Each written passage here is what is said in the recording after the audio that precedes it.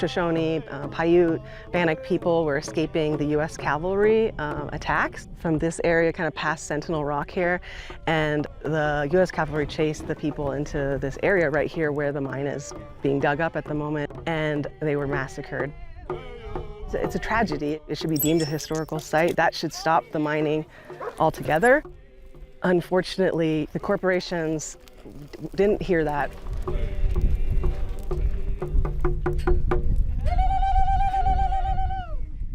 Nevada has only been a state for 160 years.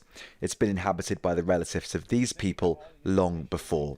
They travel here every year to remember their ancestors that they say were murdered at this spot. This year, though, the tone is even more somber. In the distance, the rumble of heavy machinery. Beneath the sagebrush here could be one of the biggest lithium deposits in the world. This is Thacker Pass, and in March, work began on getting it out of the ground. But this mine is different, mainly because many of its supporters claim to be environmentalists and say that the mine could play at least some role in tackling climate change. Global leaders across the world have committed to electric vehicles. You know, that's why today I'm signing an executive order setting out a target of 50% of all passenger vehicles sold by 2030 will be electric. We're working hard to make the UK a world leader. And yet, if both countries want to make electric batteries, they currently have to import lithium. President Biden is hoping that this mine can help the US shore up its own supply. So we have the mineral rights that go almost to the Oregon border. Tim Crowley has been a mining advocate in Nevada for most of his life. He's been battling environmentalists for years. He's now at Lithium Americas, developing the site. Are you an environmentalist? Of course, I'm an outdoorsman. I live on this planet just like everybody else. I love it. Because I guess there will be people who will say, someone who's been pro-mining for a long time, calling themselves an environmentalist is incongruous. Mining plays an essential role in transitioning into a better, greener environment. The mining industry isn't mining minerals for the sake of mining minerals. They're doing it because demand has asked for those things. Nobody produces any product if there's no demand for it.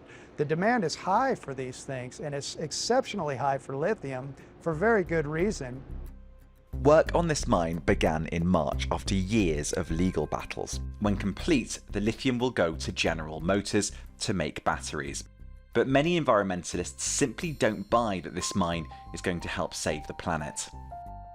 John Hadder heads up the local environmental charity Great Basin Resource Watch. These minerals are supposedly to be used for technologies for our energy transition away from fossil fuels. And so they're classified as green. But a mining operation is, in fact, very damaging to the environment. And we've got to be very careful how we permit these things. And in terms of climate change, you would accept that there is a huge challenge to humanity from that? Oh, enormous. We're in a hot spot.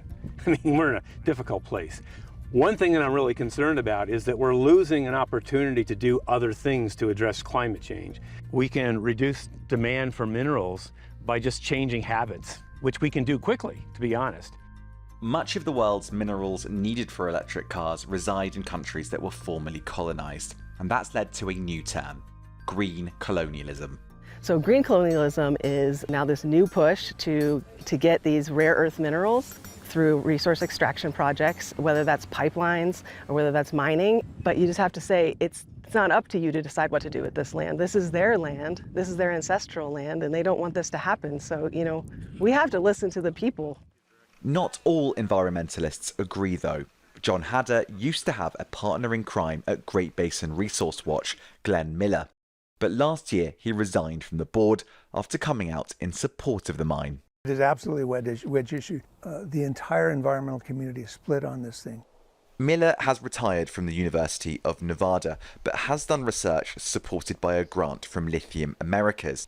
He says that's got nothing to do with his position on the mine. I just think that climate change is so important, and lithium is so important for electrifying the transportation industry, of which is about 30% of climate change is the transportation industry. Environmentalists will say we should drive left. We should not use computers. We should not use phones. We should not use anything that requires us to pull these metals out. Nobody's doing that. Nobody's doing that. Nobody will do that. And so the answer is better transportation systems, more efficient automobiles. Opponents to this mine think that this is just the beginning, that this whole area will become one massive mining district. And when you ask Lithium Americas, it's pretty clear that that's exactly what they want. I know that there are concerns that this whole area, which is stunningly beautiful, might end up becoming a mining district. Well, we think that we can mine right here for many, many decades, even beyond what we're permitted today to mine. Do you want this area to be a mining district? Do you want multiple mines here? There has to be more in the United States. If the United States is going to be self-sufficient, there has to be more. There has to be more developments. We're looking for more. We're looking for more in this immediate area, but we're also looking elsewhere throughout North America. The people at this protest are already looking at how they can strategize to protest against other mines planned in the area. But there are actually 5 companies exploring in the coal area, 5 different transnational companies.